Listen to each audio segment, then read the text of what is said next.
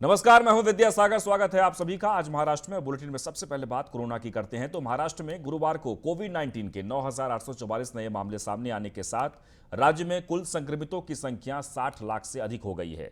वहीं संक्रमण से 197 रोगियों की मौत हुई है। महाराष्ट्र में मृतकों की कुल संख्या 1,19,859 हो चुकी है।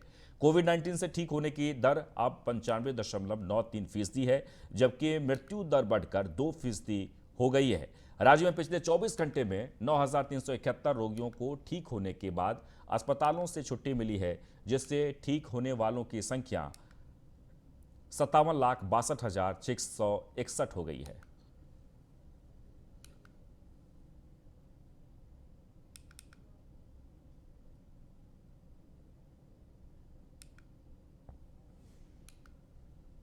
तो महाराष्ट्र में 5 चरणों में प्रतिबंधों में ढील के बाद पिछले 2 से 3 सप्ताह में नए केस सामने आ रहे हैं। उधर कोरोना संक्रमणों के मामलों और मौत की संख्या में मामूली वृद्धि हुई है।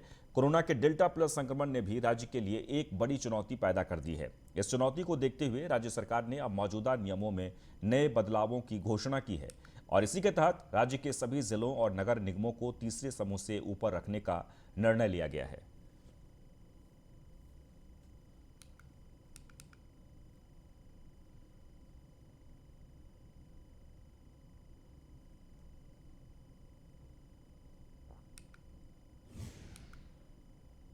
तो महाराष्ट्र में कोरोना पॉजिटिविटी रेट घटकर 0.15% पर आने के बावजूद रायगढ़, रत्नागिरी और सिंधुदुर्ग समेत 7 जिलों को लेकर मुख्यमंत्री उद्धव ठाकरे काफी चिंतित हैं। मुख्यमंत्री ने आज कोरोना महामारी की राज्य में स्थिति पर एक ऑनलाइन समीक्षा बैठक की, जिसमें स्वास्थ्य मंत्री राजेश टोपे, मुख्य सचिव सीताराम कुंटे समेत कई अधिकारी शामिल हुए। मुख्यमंत्री ने इस बैठक में राज्य के 7 जिलों में कोरोना संक्रमण बढ़ने पर चिंता व्यक्त करते हुए टेस्टिंग और वैक्सीनेशन बढ़ाने का निर्देश दिया है।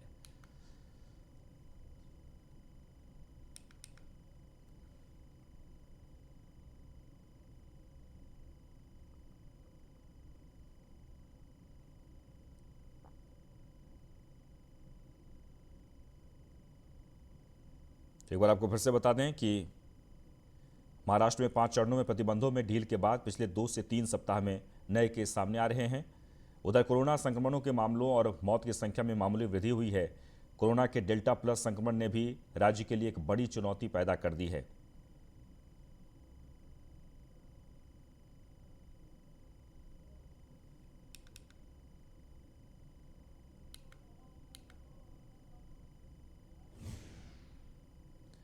तो जालना डेल्टा प्लस वेरिएंट के बढ़ते खतरे को देखते हुए मुख्यमंत्री उद्धव ठाकरे ने रायगढ़, रत्नागिरी, सिंधुदुर्ग, सतारा, सांगली, कोल्हापुर और हिंगोली जिलों के जिला कलेक्टरों से ऑनलाइन बैठक की, जिसमें स्वास्थ्य मंत्री राजेश टोपे भी मौजूद थे। वहीं मुख्यमंत्री उद्धव ठाकरे ने डेल्टा प्लस वायरस से उत्पन्न खतरों को ध्यान में रखते हुए स्वास्थ्य विभाग को सभी जिलों में भविष्य में स्वास्थ्य सुविधाओं की योजना बनाने का निर्देश दिए गए।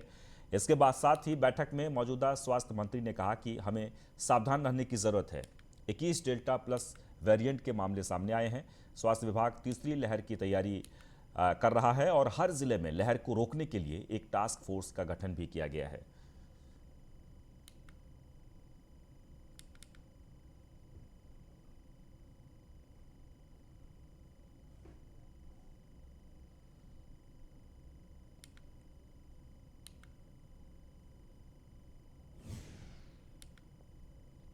वहीं ईडी ने पूर्व गृह मंत्री अनिल देशमुख के नागपुर स्थित आवास पर छापेमारी की है।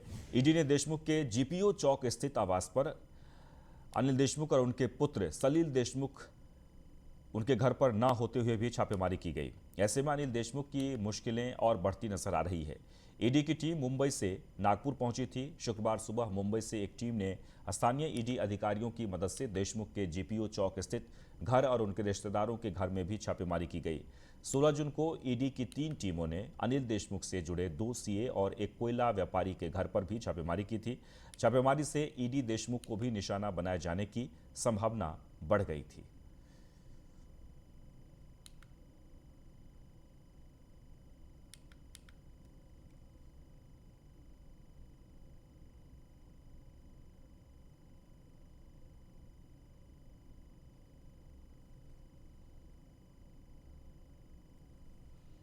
तो आपको बता दें कि पूर्व गृह मंत्री अनिल देशमुख के घर पर ईडी का छापा पड़ा है। नागपुर स्थित घर पर ईडी की टीम पहुंची और इसके बाद छापेमारी की गई।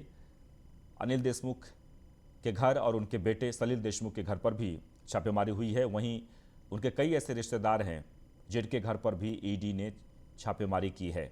हालांकि अनिल देशमुख घर पर नहीं थे, इसके बावजूद वहां पर छापेमारी की गई। हालांकि लगातार अनिल देशमुख की मुश्किलें बढ़ती जा रही है और ऐसे में पॉलिटिकल बयान भी आने शुरू हो गए हैं।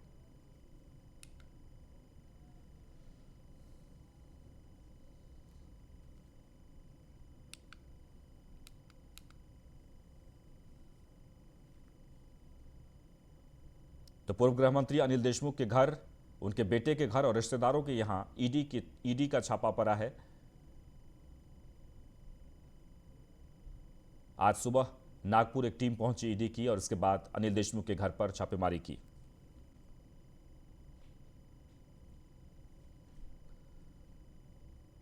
तो ईडी ने पूर्व गृह मंत्री अनिल देशमुख के नागपुर स्थित आवास पर छापेमारी की है। ईडी ने देशमुख के जीपीओ चौक स्थित आवास पर छापेमारी की।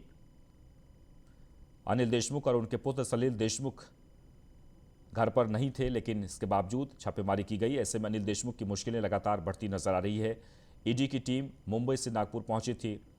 शुक्रवार सुबह मुंबई से एक टीम ने स्थानीय ईडी अधिकारियों की मदद से देशमुख के जीपीओ चौक स्थित घर और उनके रिश्तेदारों के घर पर छापेमारी की।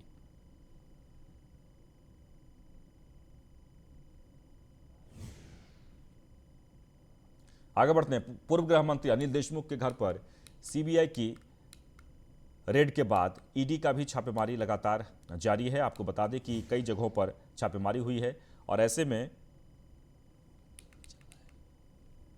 केंद्रीय सामाजिक न्याय मंत्री रामदास अठावले ने कहा कि अगर आपके व्यवहार में अनियमितता पाई जाती है तो ईडी और सीबीआई जैसी स्वतंत्र एजेंसियां कार्रवाई करती हैं।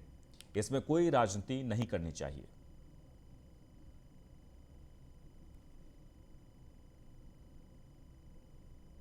और पॉलिटिकल लोग में से एक आधे आदमी की इंक्वायरी होती है, बाकी के 99.99% इंक्वायरी जो उद्योगपति है, बाकी के लोग हैं, उनकी इंक्वायरी होती है। तो इसीलिए मतलब इसमें कोई राजनीति का विषय नहीं है। जिनको अपना काम करना है, अपना धंधा पानी करना है, पैसा कमाना है तो कमाने का उनको पूरा अधिकार है। लेकिन जो मतलब व्यवहार होता है वो तो सही वो व्यवहार होना चाहिए। सरकार को जो इनकम टैक्स होता है वो भरना चाहिए। तो इसीलिए मतलब जब अनियमितता होती है तो ईडी की इंक्वायरी होती है, तो इसमें कोई राजनीति नहीं है। और वे महाराष्ट्र बीजेपी के वरिष्ठ नेता और पूर्व सांसद किरीट सोमैया ने अनिल देशमुख के घर ईडी की रेड पर बयान देते हुए कहा कि बहुत जल्द देशमुख जेल की सलाखों के पीछे होंगे।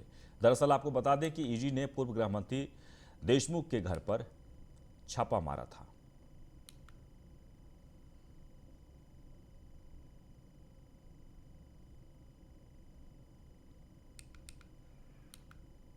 अनिल देशमुख के घर पे आज छापे हैं, लेकिन आने वाले कल के दिनों में वो जेल में भी जाएंगे। जो वादे वसूली गैंग और घोटाले का पैसा उन्होंने कलकत्ता बोगस कंपनी के द्वारा अपने परिवार में लिया, अनेक उसके एविडेंस डॉक्यूमेंट्स मिले हैं। छगन भुजबल ने इसी प्रकार से घोटाले का पैसा स्वयं की कंपनी में लाया था, 3 साल जेल में रहे थे। अनिल देशमुख की यही अवस्था होने वाली है और उसके पार्टनर अनिल परब भी कुछ सप्ताह के बाद में वह भी अनिल देशमुख के साथ में होंगे। तो मुंबई में बीजेपी की महाराष्ट्र कार्यकारिणी की बैठक में विपक्ष के नेता देवेंद्र फडणवीस ने सरकार पर जमकर निशाना साधा। उन्होंने कहा कि सरकार के अड़ियल रवैये हैं और सरकार में एकता नहीं है। उन्होंने कोविड काल में भ्रष्टाचार की ओर भी इशारा किया और कहा कि हर एक विभाग में एक भ्रष्ट कर्मचारी है। इसके साथ ही उन्होंने 5 जुलाई को होने वाले 2 दिवसीय मानसून सत्र की आलोचना भी की।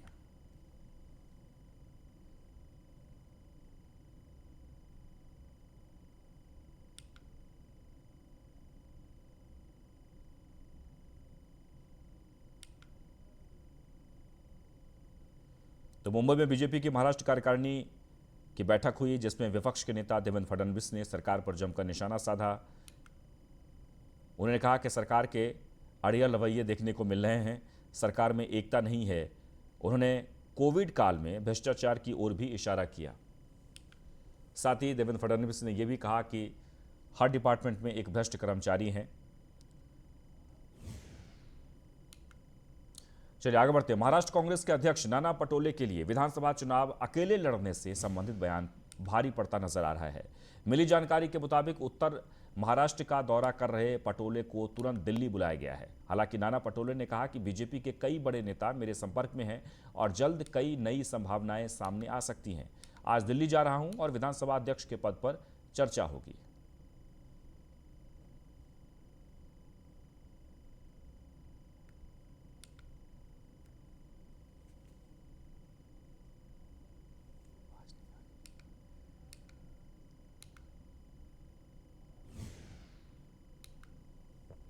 चलिए आगे बढ़ते हैं। घाटकोपर के नगर पालिका के राजावाड़ी हॉस्पिटल से बेहद डराने वाली तस्वीरें सामने आई थी, जहां आईसीयू में वेंटिलेटर पर पड़े मरीज की आंख चूहे ने कुतर डाली थी और बुधवार को उस शख्स ने इलाज के दौरान हॉस्पिटल में दम तोड़ दिया था।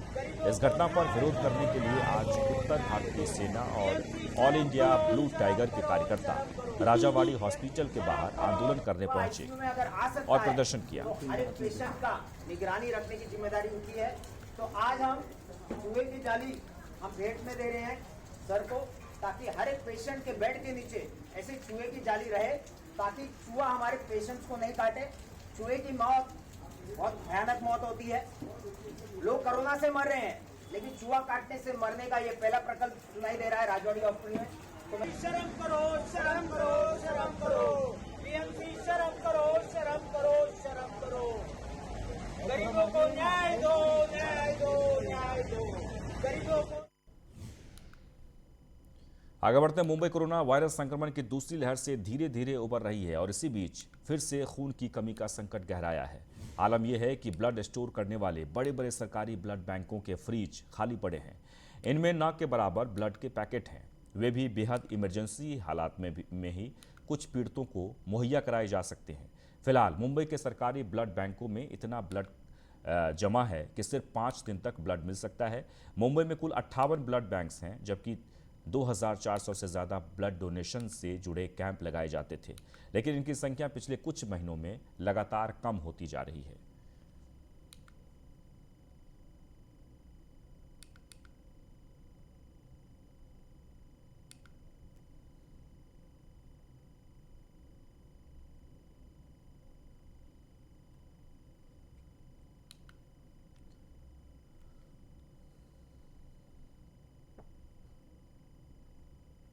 शिरडी के साईं बाबा संस्थान के अध्यक्ष पद पर राष्ट्रवादी कांग्रेस की तरफ जाने के बाद संजय काले नाम के व्यक्ति ने साईं संस्थान के अध्यक्ष और न्यासी मंडल में बदलाव के लिए कोर्ट में याचिका दायर की है। काले ने एक बयान जारी करते हुए कहा है कि राज्य सरकार ने साईं बाबा संस्थान को अपने कब्जे में ले लिया है और इस पर एक स्वतंत्र कानून बनाया है, इसलिए मुझे बार बार कोर्ट के दरवाजे खटखटाने पड़े हैं। वहीं अब जस्टिस धर्माधिकारी ने ट्रस्टी कैसे बने इस बारे में दिशा निर्देश दिए हैं। सुप्रीम कोर्ट ने उन्हें वैसे ही स्वीकार कर लिया जैसे वे हैं। राज्य सरकार जहां साईं बाबा संस्थान के लिए एक नया बोर्ड नियुक्त कर रही है, वहीं कई राजनीतिक नेताओं के नाम सोशल मीडिया पर सामने आ रहे हैं। उन्होंने सवाल उठाया है कि राज्य सरकार कानूनों का पालन क्यों नहीं करती।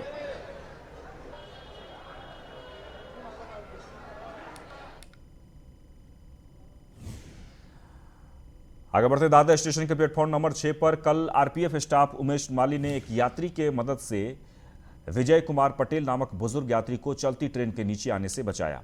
Varanasi Mumbai Mahanagari special train Dadar station के प्लेटफॉर्म नंबर 6 से रवाना होने लगी कि उसी दौरान विजय का चलती गाड़ी से उतरते समय पैर फिसल गया था।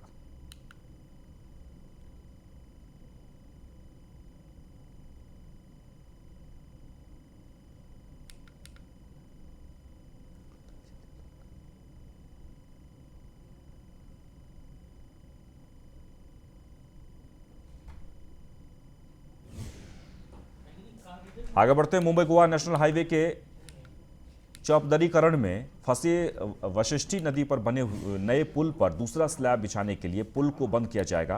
पुराना पुल आज रात 11 बजे से सुबह 4 बजे के बीच यातायात के लिए बंद रहेगा। इस मार्ग की यातायात पाग, उक्ताड़, फर्शी, तिठा की ओर मोड़ दिया जाएगा।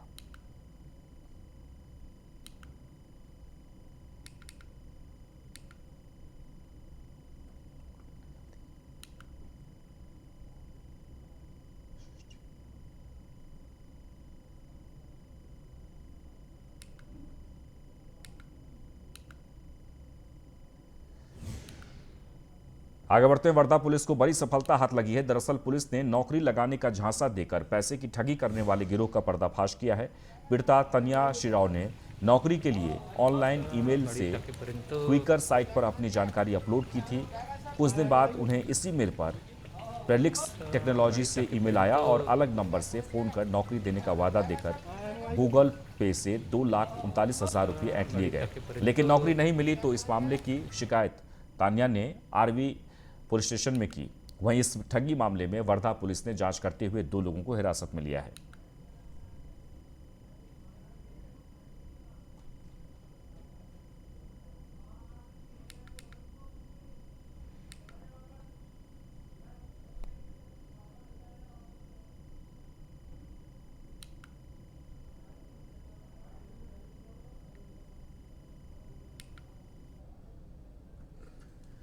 महाराष्ट्र सरकार ने बॉम्बे हाईकोर्ट को गुरुवार को बताया कि मुंबई में अब तक 2053 लोग कोरोना रोधी टीकाकरण के फर्जी शिविरों के शिकार बने हैं। मुंबई शहर में अब तक 9 फर्जी वैक्सीन शिविर लगाए जाने की जानकारी मिली है। राज्य सरकार के अधिवक्ता मुख्य लोक अभियोजक दीपक ठाकरे ने कोर्ट को बताया कि शहर में अब तक कम से कम 9 फर्जी शिविरों के सिलसिले में 4 अलग अलग प्राथमिकी दर्ज की गई है। राज्य सरकार ने इस मामले में जारी जांच संबंधी स्थिति रिपोर्ट भी अदालत में दाखिल की है। वहीं कोर्ट ने बीएमसी और राज्य सरकार से कहा कि वे इस मामले में सुनवाई की अगली तारीख 29 जून को अदालत के सवालों और निर्देशों से संबंधित जवाब के साथ अपने हलफनामे भी दाखिल करें।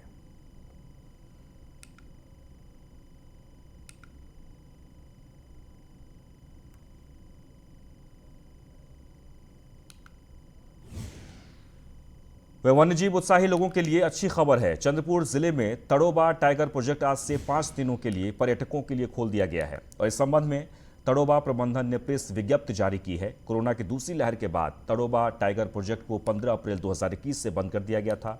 राज्य सरकार के 4 जून के आदेश ने शहरों को विभिन्न स्तरों पर सामाजिक पर्यटन कार्यक्रमों को लागू करने की अनुमति दी थी और इसी के तहत राष्ट्रीय बाघ प्राधिकरण ने एक आदेश जारी कर कोर एरिया में 30 जून तक सफारी शुरू करने की अनुमति दी है।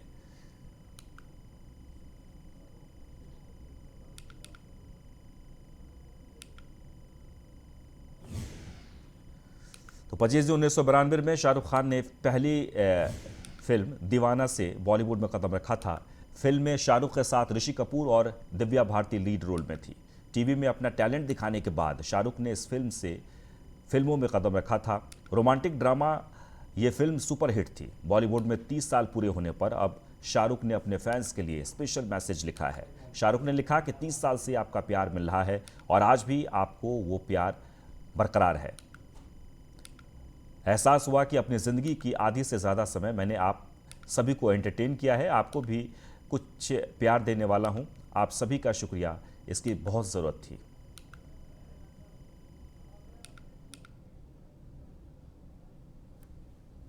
और इसी के साथ इस बुलेटिन में बस इतना ही, लेकिन आप बने रहें न्यूज़ 1 इंडिया के साथ।